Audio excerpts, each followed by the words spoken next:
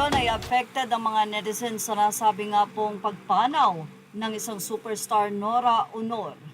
Marami ang nakikidalamhati especially sa kanyang mga anak na naiwan. Alam naman ng marami na talagang sobrang busy ni Nora Aunor, halos si Lotlot de Leon talaga ang tumayong ina sa kanyang 4 na kapatid. Isang viral video nga ang ngayon ay kumakalat na kung saan ito ay ang interview ni Inday Badiday. Dito kay Lotlot de Leon, kasama ang kanyang 3 kapatid na sila Ian, Matet at Kiko na maliliit pa.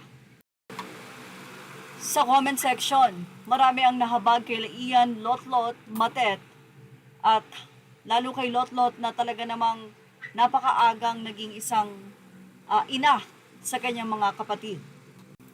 Kaya nga noon, maraming ups and downs at sila Ian and Lotlot mismo ang umamin yan na talagang hindi sila perpektong pamilya, maraming gusot, maraming gulo na nangyari at mapapansin nyo kung paano pinapahalagahan at minamahal ni Ian de Leon ang kaniyang ate o ang panganay na anak ni Nora Aunor.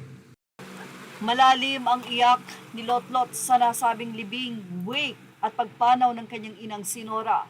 Maraming sinasabi at nung nagkaroon siya ng chance na magsalita, doon na nga inihayag ni Lotlot na 8 years na pumunta ng Amerika ang kanyang ina at naiwan sa kanyang 4 na kapatid na talagang si Lotlot ang nagtaguyod. Ganun pa man, hindi pinabayaan ni superstar sina Lotlot de Leon dahil sila po ay nag-aral sa isang exclusive school. Pero ayon nga kay Lotlot, dahil sa kabisihan ng kanyang ina, ay hindi na sila halos nagkikita. Ganun pa man, nakikita pa rin nila ang pag-aalaga at pagmamahal ni Nora. Pero dumating nga ang panahon ng umidad na ito at stay na dito sa Pilipinas ay dumating naman ang isang John Rendez. Bata pa si John Rendez nang maging close siya kay superstar Nora Aunor. At nito nga lamang libing nito ay marami ang naawa kay John Rendez dahil 30 years silang magkasama ng superstar. Pero hindi nga lingid sa karamihan o sa fans na anila ay si John Rendez ang isa sa naging dahilan ng hindi pagkakaunawaan ng mag-iina. Say pa ng ilang fans, bottom line is the root of misunderstanding of Ate Guy and children kahit pasabihin ni Ate Guy na give respect sa kanya. Hindi natin alam baka may more something behind sa pagdededma sa kanya o opinion lang.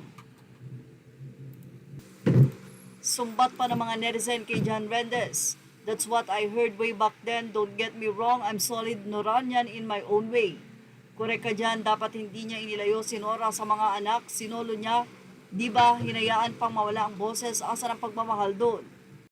Ganun pa man, may mga netizen naman ang nagsabi na sana man lang daw ay isinama sa pagbabasbas itong si John Rendez dahil 30 years nga silang magkasama. Sana mas binigyang halaga din sana nila si John Rendez na matiyagang nag-alaga sa kanilang ina sa loob ng 30 taon at hindi iniwan kahit na maraming problema ang dumating sa buhay ni Nora at laging andyan sa tabi ni Nora si John. Oo nga naman sa ilang isang netizen. Well, sa ilang isa naisip ko lang if tunay ba pag-aalaga ang 30 years baka lang hayong sakit ni Ate Guy ay hindi naagapan or sabi smoker ata silang dalawa so walang nakasaway. Dapat pagsampa ng 60 years old ni Nora, monitor na ang health niya. Sa lahat ng napanood ko na nakiramay na artista, bilib ako sa aura ni Nova Villa, bumata at makikita mo yung puno siya na maayos na alaga sa personalidad niya. Well, hindi na nga maibabalik pa ang buhay at hindi na maibabalik pa ang nakaraan. Kaya naman ang importante, hanggat nandyan ang taong mahal mo, ipakita mo na ang buong pagmamahal mo. May issue ka man sa kanya o wala. Ang importante na ipakita mo sa kanya ang buong pusong pagmamahal. Well, yan ang ating Showbiz Snap Update. Images are all credit to the rightful owners. Thank you for watching Showbiz Now.